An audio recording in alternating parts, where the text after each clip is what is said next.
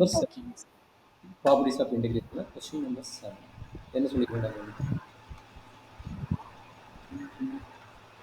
Integral 0 to 1 x into 1 minus x to the power n. dx. Yes.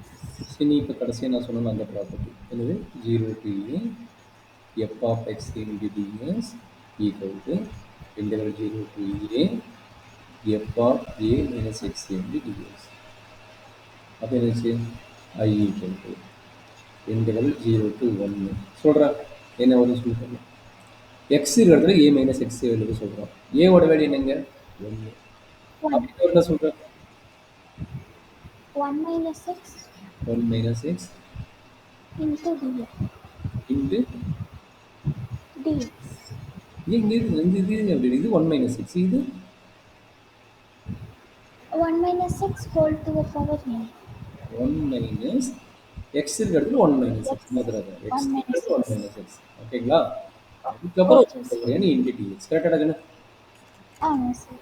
இப்போ சொல்லுமா அப்போ என்னாச்சு integral 0 to 1 1 minus x into 1 minus 1 plus x whole power n dx. கரெக்டா? ஆமாம் sir. அப்போ minus 1 plus 1 cancel ஆகிடும். சரியா? அப்போ என்னாச்சு Okay. Is equal to integral 0 to 1 1 minus x into x power n into dx. கரெக்டாமா? ஆமாம் சார். சொல்கிறாங்க that is equal to integral 0 to 1 inside multiply பண்ணுங்க. இன்சைட் மல்டிப்ளை பண்ண என்ன ஆகும் x power x to the power n x power minus x power n plus 1 dx. கரெக்டாக? ஆமாம் sir. இது direct integration பார்க்கும்போது இது ப்ராப்ளம் இல்லை. சொல்கிற x power என்னோட இன்டெகிரேஷன் ஃபார்முலா என்ன x to the power n plus 1 divided by n plus 1 same idea. minus இது என்ன formula to the power n plus 1 n plus 2 n plus values என்ன 0 to 1.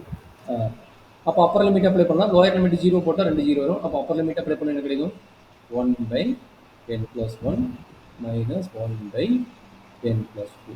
சரியாம்மா?